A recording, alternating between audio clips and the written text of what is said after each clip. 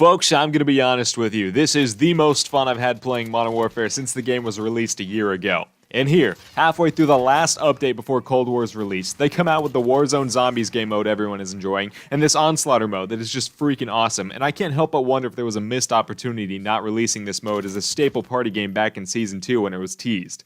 But, you know what, it's here now, so let's talk about how you can perform your best in this limited time game mode. I'm Mr. Mooman11, and I'm going to help you win all of your Onslaughter games. Now, the first question you should always ask yourself before diving into a new activity is, what is my objective? When you land that job as a clown, it's to terrorize children, and to prove to everyone that these big clown shoes really do mean you're rocking a big, red nose. And when you go to a house party, it's to find and befriend the host's 50-pound fluffy golden retriever named Riley. So when you hop into one of these games, ask yourself, what am I supposed to do in this mode? Well, in a way, it's a lot like Cyber Attack, but with respawns. So you know, if you've been to this channel before, that I've been having a lot of fun with this mode, just like you will be if you check out our Cyber Attack playlist after this video is over. But what makes it similar to Cyber Attack is the round-based play, neutral spawning package, and that either team can be either the attacker or the defender multiple times each round. There are also a bunch of different strategies you can implement in this game mode, which is awesome because it keeps the game fresh, but we'll go over those in a second. In a nutshell, the basic objective is to have you or a teammate capture the Juggernaut armor in the middle of the map and then escort that chonker to the enemy's base, which is like a big hardpoint area you just need to walk in to win. The most dangerous point, obviously, is when you're grabbing the armor, because you just sit there exposed during the 10-second capture time, like Rudy Giuliani at a hotel waiting for his young journalist to join him, so it can be helpful to throw some smoke down or have some teammates watching over you while you secure the armor. Then, once someone's picked up the armor, all the focus shifts pretty much to the Juggernaut, and that's where our different strategies come into play. Whether you're playing with friends or as a random solo, it's up to you to identify what roles your team is lacking so you can fill that gap. In this game mode, we'll say there's 3 potential main roles for you to fill.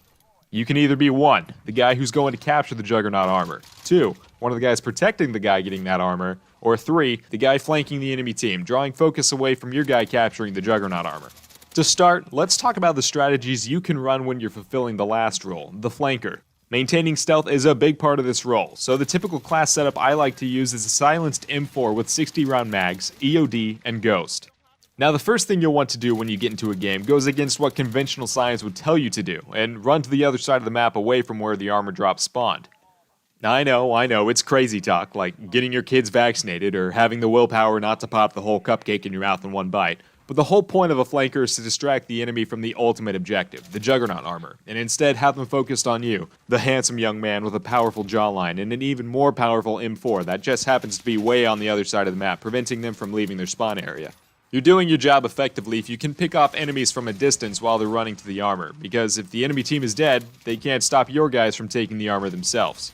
You also know you're doing a good job if you have enemies coming to your side of the map specifically to kill you after getting a lucky spawn behind you, because again, they're not hurting your precious little Juggy Nuggy. Instead, they'll be so happy they finally killed you that they'll dump their entire clip in your lifeless body in a show of BM before getting gunned down by the Juggernaut because they're out of ammo, which, again, is a win, because it means your Juggernaut wasn't the one getting shot. Now, as the flanker, your role does tend to morph into the bodyguard role at some point, because the closer your Juggernaut gets to the enemy's base, the easier it will be for them to take him down since they're spawning so close to him. So it's perfectly okay for you to abandon your posts on the far side of the map when your team is getting close to the line, and instead opt for an in-your-face spawn-killing mantra instead. And that brings us straight into the bodyguard role. Now in real life, most of the time it's the bodyguard's job to take a bullet for the dude they're protecting, but in Onslaught it's more of a balancing act between taking a bullet or staying alive longer to put bullets into other people. That's because you're protecting a dude that can literally take 40 times the amount of bullets you can, since Juggernauts have 4,000 health, and a bodysuit that's thicker than a bowl of oatmeal. But for the most part, being the bodyguard means posting up somewhere near the armor spawn, where you can take out enemies before they can get a line of sight on your teammate that's capturing it.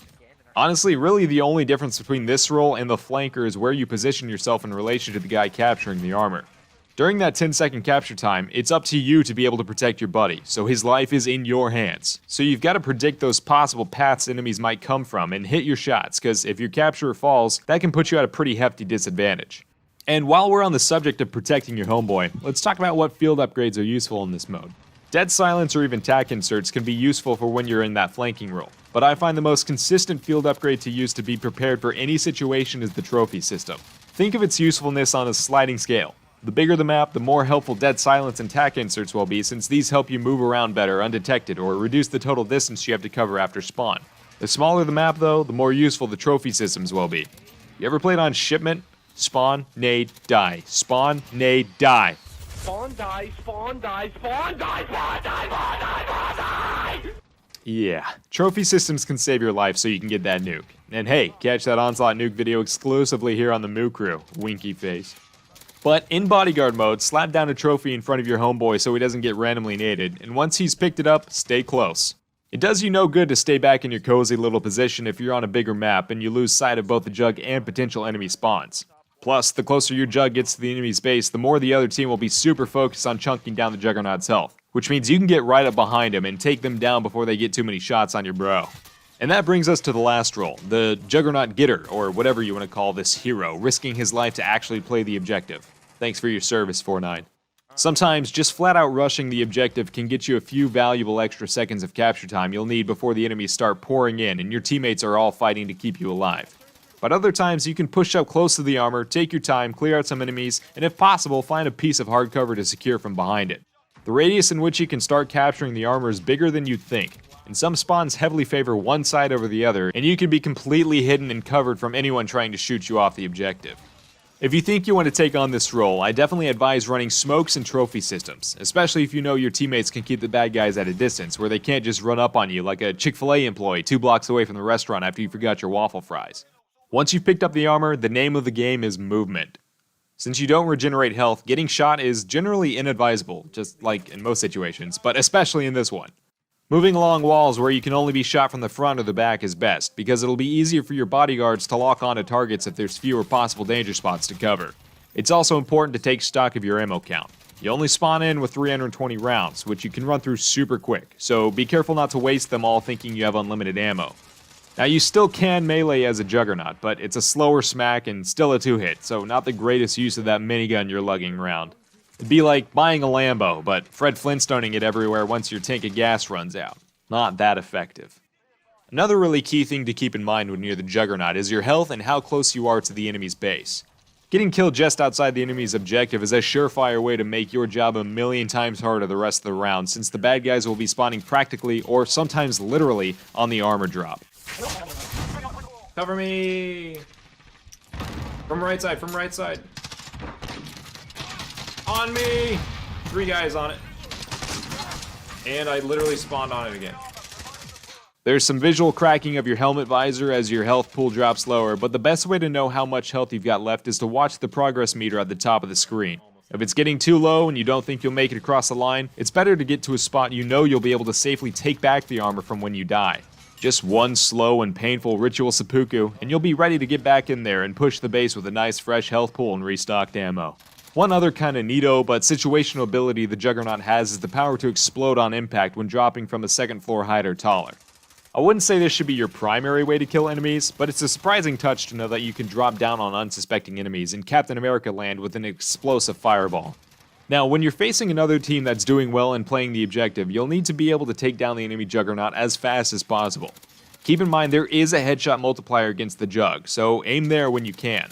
The AA-12 or Jak-12 is also insanely fast at chunking down the Juggernaut's health if you can get right up on him. And even after the latest nerf, with the 20+ round mags, you can kill him from full health before you even have to reload. Explosives and thermite splash damage is also not as effective as you would think, so try to directly hit or stick the Juggernaut. And please, don't use the swords or ram jams. They do practically no damage to the Juggernaut. You'd be much better off using the AA-12 at close range than playing Donkey Konga with the Juggernaut. And that is just about everything I wanted to cover in today's video. I hope you guys enjoyed it, and if you did, feel free to hit the like button and subscribe to the Moo Crew. I'll also be getting back into live streaming soon, so follow us at twitch.tv/MrMooMan11. Thanks so much, and I'll see you in the next video. It's an Onslaught nuke, go take a look at it. Tank side. Got him. Good call. I'm paying attention. I was trying to go in this movie. UAV. Yeah, I'm going to ignore. I got him off the hammer again.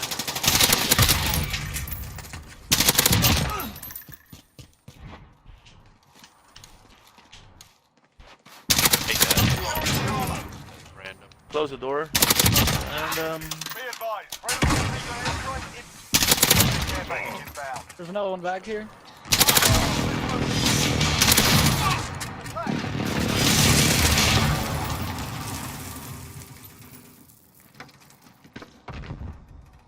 spawning out. Completely I guess. clear. Run right in.